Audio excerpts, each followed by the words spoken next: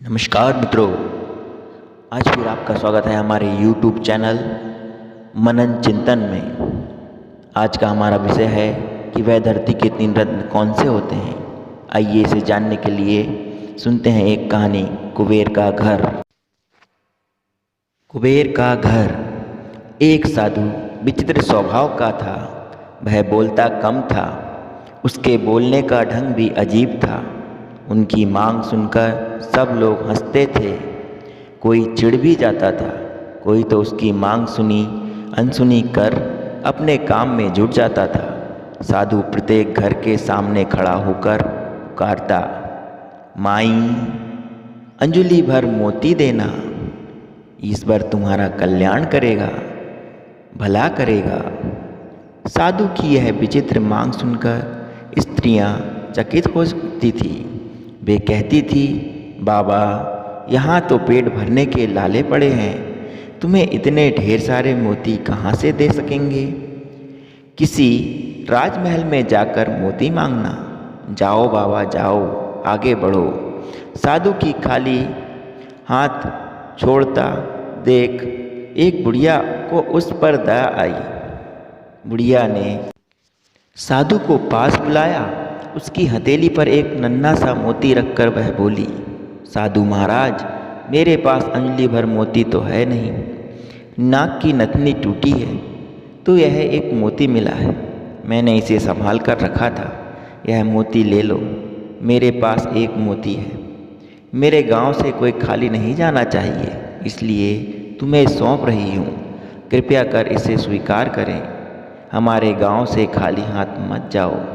बुढ़िया के हाथ का नन्हा सा मोती देखकर साधु हंसने लगा। उसने कहा, माताजी, यह छोटा मोती मैं अपनी फटी हुई झोली में कहाँ रखूं?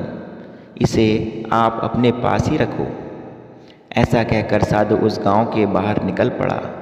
दूसरे गांव में आकर साधु प्रत्येक घर के सामने खड़ा होकर पुकारने लगा, माताजी, प्याली भर मोती देना, ईश्वर तुम्हारा कल्याण करेगा। साधु की यह विचित्र मांग सुनकर वहाँ की स्त्रियां भी अचंभित हो उठी। वहाँ भी साधु को प्याली भर मोती नहीं मिले। अंत में निराश होकर वह वहाँ से भी खाली हाथ जाने लगा। उस गांव के एक छोर में किसान का एक ही घर था। वहाँ मोती मांगने की चाह उसे घर के सामने ले गई। माताजी, प्याली भर मोती देना, ईश्वर तुम्हारा भला करेगा। साधु ने पुकार लगाई। किसान सहसा बाहर आया। उसने साधु के लिए ओसरे में चादर बिछाई और साधु से विनती की कि साधु महाराज पधारिए, विराजमान होइए। किसान ने साधु को प्रणाम किया और मुड़कर पत्नी को आवाज़ दी, लक्ष्मी, बाहर साधु जी आए हैं, इनके दर्शन कर लो। किसान की पत्नी तुरंत बाहर आई। उसने साधु के पांव धोकर दर्शन किए। किसान ने कहा, देख लक्ष्मी, साधु जी बहुत भूखे हैं, इनके भोजन की तुरंत व्यवस्था करना, अंजलि भर मोती लेकर पीसना और उसकी रोटी बनाना, तब तक मैं मोतियों की गागर लेकर आता हूँ। ऐसा कहकर वह किसान खाली गागर लेकर घर के बाहर निकला। कुछ समय पश्चात किसान लौट आया। तब तक लक्ष्मी ने भोजन बनाकर तैयार कर रखा था। साधु ने पेट भर भोजन किया। वह प्रसन्न हुआ। उसने हंसकर किसान से कहा, बहुत दिनों बाद कुबेर के घर का भोजन मिला है, मैं बहुत प्रसन्न हूँ। अब तुम्हारी याद आती रहे, इसलिए मुझे कान भर मोती देना, मैं तुम दंपत्ति को सदैव याद करूँगा।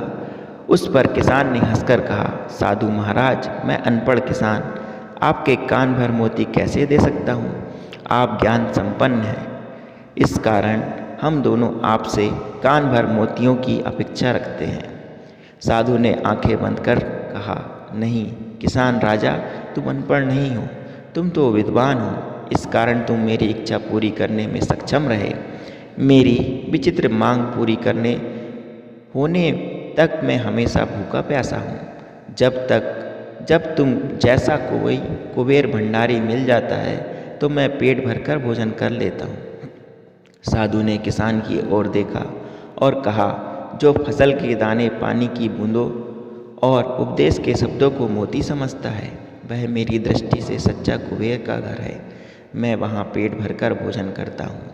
फिर वह भोजन दाल रोटी हो या चटनी रोटी, प्रसन्नता का नमक उसमें स्वाद भर देता है।